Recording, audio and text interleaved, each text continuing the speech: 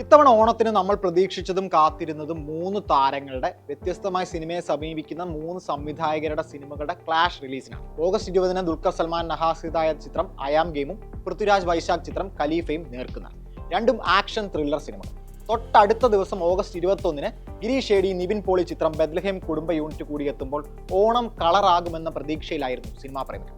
Fan പവറും star പവറും കാട്ടാൻ 3 താരങ്ങളുടെയും ആരാധകർ സർവ്വസന്നാഹങ്ങളുമായി സജ്ജവുമായിരുന്നു.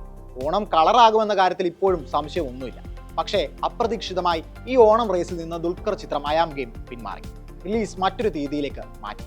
കൊറോണാനന്തര ന്യൂ നോർമലിലും വലിയ ബജറ്റിൽ ഒരുക്കിയ കുറിപ്പ് OTTക്ക് കൊടുക്കാതെ തിയേറ്ററിൽ ഇറക്കിയ ദുൽഖറിലെ നടനും നിർമ്മാതാവും എന്തായാലും ക്ലാഷ് റിലീസ് പേടിച്ച് റിലീസ് മാറ്റിയതാകണമെന്നില്ല. മാർക്കറ്റ് തന്നെയാണ് കാരണം. പാൻ ഇന്ത്യൻ തലത്തിൽ ദുൽഖറിനുള്ള ജനപ്രീതി കളക്ഷനാക്കി മാറ്റാനുള്ള അണിയറ പ്രവർത്തകരുടെ ശ്രമമാണ് ഈ റിലീസ് മാറ്റം. വ്യത്യസ്ത മാർക്കറ്റുകളിൽ വലിയ തിയേറ്റർ റിലീസ് ലക്ഷ്യമിട്ടാണ് പുതിയ റിലീസ് തീയതിയിലേക്ക് തങ്ങൾ എത്തിയതെന്നാണ് നിർമ്മാതാക്കളായ വേഫെയർ ഫിലിംസ് പറയുന്നത്. സെപ്റ്റംബർ 3-ന് മലയാളം, തമിഴ്, തെലുങ്ക്, ഹിന്ദി, കന്നഡ തുടങ്ങിയ ഭാഷകളിൽ ചിത്രം ഒരുമിച്ച് റിലീസ് ചെയ്യാനാണ് അവരുടെ പ്ലാൻ. ഇത് വർക്കൗട്ട് ആയാൽ ദുൽഖറിന്റെ പേരിൽ മറ്റൊരു റെക്കോർഡ് കുറിക്കപ്പെടും. ഫെസ്റ്റിവൽ സീസണിൽ ക്ലാഷ് വെച്ച് തന്നെ പവർ കാട്ടണമെന്നില്ലല്ലോ. അപ്പോൾ ഓണം റിലീസുകളുടെ ചിത്രം തെളിഞ്ഞിരിക്കുകയാണ്. ഓഗസ്റ്റ് 20-ന് ഖലീഫ ഒറ്റയ്ക്കെത്തും. പിന്നാലെ നിവിന്റെ ഫൺ ഫാമിലി എന്റർടൈനർ ബെത്ലഹേം കുടുംബ യൂണിറ്റ്. ക്ലാഷ് പൃഥ്വിരാജും നിവിൻ പോളിയും തമ്മിലാണ്. ഇതാദ്യമായല്ല ഇവരുടെ പടങ്ങൾ ബോക്സ് ഓഫീസിൽ ഒരുമിച്ച് റിലീസാക്കുന്നത്, അതും ഓണം സീസണിൽ. 2017-ലാണ് നിവിൻ പൃഥ്വി ഓണം ക്ലാഷിന് ആദ്യം നമ്മൾ സാക്ഷികളാകുന്നത്. ഒരു വശത്ത് നിവിനെ നായകനാക്കി അൽത്താഫ് സലീം ഒരുക്കിയ ഫാമിലി ട്രാജിക് കോമഡി ഞണ്ടുകളുടെ നാട്ടിൽ ഒരു ഇടവേള. അപ്പുറത്തോ കറുത്തച്ഛനും ബ്ലാക്ക് മാജിക്കും എല്ലാം നിറഞ്ഞ പൃഥ്വിരാജിന്റെ ത്രില്ലർ ആദം ജോൺ. ഞണ്ടുകളുടെ നാട്ടിൽ ഒരു ഇടവേളയായിരുന്നു കളക്ഷനിൽ മുന്നിൽ. ചിത്രം സൂപ്പർ ഹിറ്റായി. ആദം ജോണും കൊമേഴ്ഷ്യലി വിജയമായിരുന്നു എന്ന് പറയാം. പക്ഷേ മുൻതൂക്കം നിവിന്റെ സിനിമയ്ക്കായിരുന്നു. ഇതിനുശേഷം ഇവർ തമ്മിൽ ഒരു ക്ലാഷ് റിലീസ് വരുന്നത് 2 വർഷങ്ങൾ കഴിഞ്ഞാണ്, 2019. ഇത്തവണ 2 പേരും എത്തിയത് ഫണ്ണും മെയിൻ ബോഡിക്ക് ആക്ഷനും ഫാമിലിയും ഒക്കെയുള്ള ചിത്രങ്ങളുമായാണ്. രണ്ടും ഗംഭീര സിനിമകൾ എന്ന് പറയാൻ സാധിക്കില്ലെങ്കിലും കണ്ടിരിക്കാവുന്ന ചിത്രങ്ങളായിരുന്നു. ധ്യാൻ ശ്രീനിവാസൻ സംവിധായകനായി അരങ്ങേറ്റം കുറിച്ച ലവ് ആക്ഷൻ ഡ്രാമയിൽ നിവിൻ അജു വർഗീസ് അഴിഞ്ഞാട്ടം തന്നെയായിരുന്നു. ഇവരുടെ കോംബോ തന്നെയാണ് ഈ സിനിമയുടെ ജീവൻ.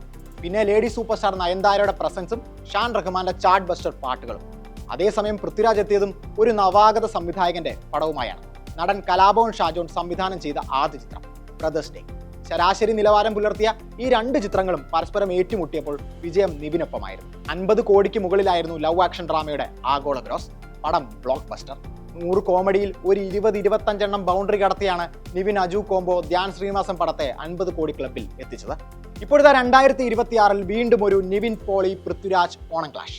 ഖലീഫയും ബെത്ലഹേം കുടുംബ യൂണിറ്റും. തണ്ണീർമത്തൻ ദിനങ്ങൾ, പ്രേമലു തുടങ്ങിയ ഹിറ്റ് ചിത്രങ്ങൾ ഒരുക്കിയ ഗിരീഷ് ഏടി ചിത്രം കാഴ്ചയിൽ ചെറിയൊരു റോം കോം പടമാണ്. പൃഥ്വിരാജ് വൈശാഖ് സിനിമയോ വലിയ ബജറ്റിൽ മോഹൻലാലിന്റെ ക്യാമിയോ ഒക്കെയുള്ള ചിത്രവും. വലിയ ആക്ഷൻ സെറ്റ് പീസുകളും മാസ് മൊമെന്റുകളും ഈ ചിത്രത്തിൽ ഉണ്ടാകുമെന്ന് അനൗൺസ്മെന്റ് ടീസറും ജേക്സ് ബിജോയുടെ ആൽബവും വ്യക്തമായ സൂചന നൽകുന്നുണ്ട്.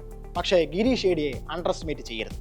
എല്ലാ ഗിരീഷ് ഏടി പടങ്ങളും ചെറിയ പടങ്ങൾ തന്നെയായിരുന്നു, റിലീസ് ചെയ്യും വരെ. പിന്നൊരു പോക്കാണ്.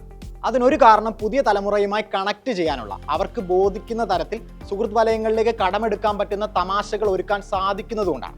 കോമഡിയും റൊമാൻസും നല്ലപോലെ വഴങ്ങുന്ന നിവിനെ പോലൊരു നടനെയും അമിതാഭ് ബൈജുവും എന്ന നായികയും കയ്യിൽ കിട്ടിയാൽ ഗിരീഷ് വെറുതെ ഇരിക്കുമോ?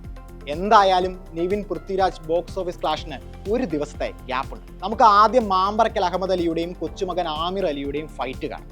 പിന്നെ പോയി നിവിന്റെ ആ കള്ളച്ചിരിയും റൊമാൻസും. ഓണം വിന്നർ ആരെന്ന് അത് കഴിഞ്ഞിട്ട് ആലോചിക്കാം.